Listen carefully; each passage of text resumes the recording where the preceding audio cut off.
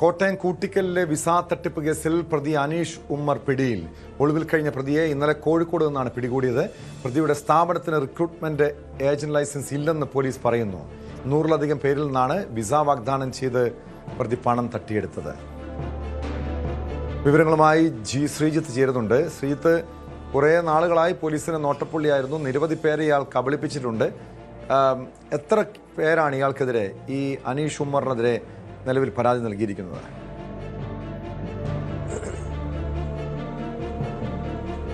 Tom, Mundakayam നഗരത്തിൽ തന്നെയായിരുന്നു ഇയാൾ സ്ഥാപനം നടത്തുകയും ഇത്തരത്തിൽ വിസ തട്ടിപ്പ് ഫലത്തിൽ നടത്തുകയും ചെയ്തത്.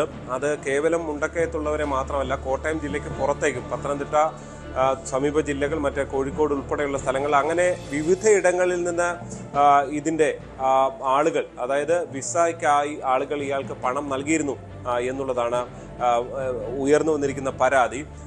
ഏതാണ്ട് ലഭ്യമാകുന്ന വിവരമനുസരിച്ച് 130ഓളം പേർ ഈ തട്ടിപ്പിന് ഇരയായിട്ടുണ്ട് എന്നുള്ളതാണ്. അതായത് ആദ്യഘട്ടത്തിൽ പരാതി ഉയർന്നു വരുന്നു, പിന്നീട് കൂടുതൽ പരാതികൾ ഉയർന്നു വരികയും സാമൂഹിക മാധ്യമങ്ങളിലൊക്കെ വലിയ പ്രചാരണം ഉണ്ടാകുകയും ചെയ്തതോടുകൂടിയാണ് ഈ തട്ടിപ്പിന്റെ വ്യാപ്തി വ്യക്തമായത്. എന്തായാലും കഴിഞ്ഞ കുറച്ച് ദിവസങ്ങളായി ഈ പ്രതി അനീഷ് ഉമ്മറിനെ പോലീസ് തപ്പുന്നുണ്ട്. ഇന്നലെ, ഏറ്റവും ഒടുവിൽ ഇന്നലെയാണ് കോഴിക്കോട് നിന്ന് ഇയാളെ കസ്റ്റഡിയിൽ എടുക്കുന്നത്. എന്തായാലും വിശദമായ ചോദ്യം ചെയ്യൽ നടത്തി വരികയാണ്. ഇയാൾ എങ്ങനെയൊക്കെയാണ് തട്ടിപ്പുകൾ നടത്തുന്നത്? ഇതൊരു സ്വാഭാവികമായി തട്ടിപ്പിന് വേണ്ടി തന്നെ തുടങ്ങിയ സ്ഥാപനമാണ്. ഇത്തരം വിവരങ്ങളെല്ലാം മനസ്സിലാക്കിക്കൊണ്ട് ഇരിക്കുകയാണ് പോലീസ്. മറ്റ് വിവിധ ജില്ലകളിൽ നിന്ന് ഉൾപ്പെട്ട കേസായതുകൊണ്ട് തന്നെ എല്ലാ കേസുകളും ഒരുമിച്ച് അന്വേഷിക്കാനുള്ള സാധ്യതയാണ്. കാരണം സമാനമായ കേസാണുള്ളത്. വിവിധ തരത്തിലുള്ള തുകകളാണ്, ഓരോ ആളുകളിൽ നിന്ന് പല തരത്തിലുള്ള എമൗണ്ടുകളാണ് ഇയാൾ വാങ്ങിയിട്ടുള്ളത് എന്നും പോലീസിന്റെ അന്വേഷണത്തിൽ, പരാതിയിലൊക്കെ വ്യക്തമായിട്ടുണ്ട്. എന്തായാലും വിശദമായ പരിശോധനയിലാണ് പോലീസ് ഉള്ളത്.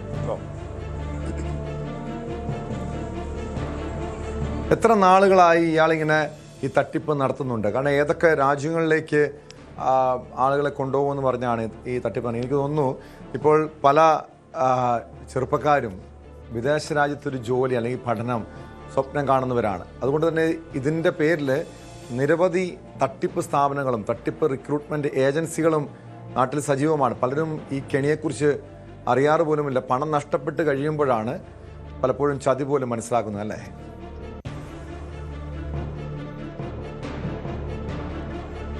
ടോം, തീർച്ചയായും വലിയൊരു മൈഗ്രേഷന്റെ കാലം കൂടിയാണ്. കേരളത്തിൽ നിന്ന് വിദ്യാർത്ഥികളടക്കം നിരവധി ആളുകളാണ് ഇത്തരം യൂറോപ്പ് അടക്കമുള്ള വിവിധ ഭാഗങ്ങളിലേക്ക് യാത്ര ചെയ്യാനും അവിടെ പഠിക്കാനും പിന്നീട് അവിടെ തന്നെ താമസിക്കാനും ഒക്കെ ആഗ്രഹിച്ച് മുന്നോട്ട് പോകുന്നത്.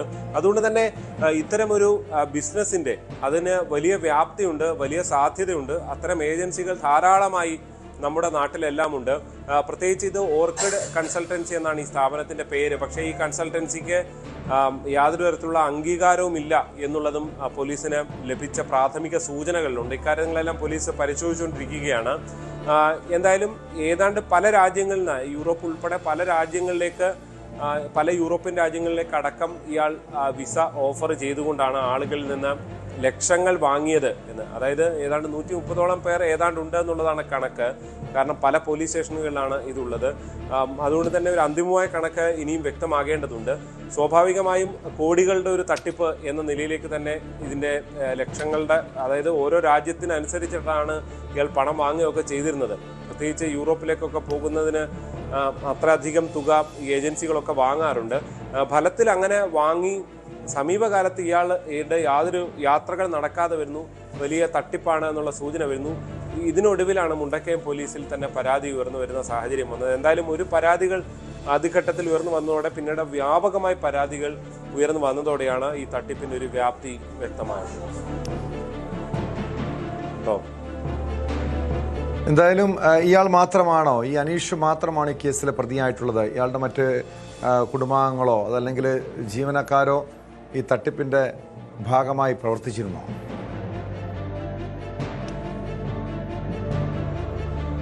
ടോം, അക്കാര്യങ്ങളിൽ വ്യക്തത വരുത്തേണ്ടതുണ്ട്. പ്രത്യേകിച്ച് അനീഷിനെ കസ്റ്റഡിയിലെടുത്ത് 24 മണിക്കൂർ ആകുന്നതേ ഉള്ളൂ. അതുകൊണ്ട് തന്നെ ഈ വിശദമായ ചോദ്യം ചെയ്യൽ, ഇതിൽ ആർക്കൊക്കെ പങ്കുണ്ട്, അല്ലെങ്കിൽ കൂടുതൽ പ്രതികൾ ഉണ്ടാകുമോ, പ്രതിപട്ടിക വിപുലമാക്കേണ്ടതുണ്ടോ, ഇക്കാര്യത്തിലൊക്കെ പോലീസ് ഒരു തീരുമാനത്തിലേക്ക് എത്തുന്നതേ ഉള്ളൂ. ഇന്ന് പകൽ ഇയാളെ ചോദ്യം ചെയ്യുന്ന നടപടികളിലേക്കാണുള്ളത്. വൈകുന്നേരത്തിനുള്ളിൽ ഇയാളെ കോടതിയിൽ ഹാജരാക്കുമെന്നും പോലീസിൽ നിന്ന് വിവരം ലഭിക്കുന്നുണ്ട്. എന്തായാലും പ്രാഥമിക ചോദ്യം ചെയ്യലാണ് ഈ ഘട്ടത്തിൽ നടക്കുന്നത്. ഇയാൾ ഈ ഘട്ടത്തിൽ പറയുന്ന വിവരങ്ങളെല്ലാം വസ്തുതയാകണം എന്നില്ല. കൂടുതൽ പരിശോധനകൾ കൂടി പോലീസ് നടത്താൻ സാധ്യതയുണ്ട്. അതിനുശേഷമായിരിക്കും കൂടുതൽ പ്രതികൾ ഉണ്ടാകുമോ, അതോ ബന്ധുക്കളോ അല്ലെങ്കിൽ സുഹൃത്തുക്കളോ ആരെങ്കിലും ഈ തട്ടിപ്പിൽ ആസൂത്രിതമായി നടന്നൊരു തട്ടിപ്പാണോ, ഈ തട്ടിപ്പിൽ ഭാഗമായിട്ടുണ്ടോ, ഇത്തരം വിവരങ്ങളൊക്കെ ലഭിക്കുക.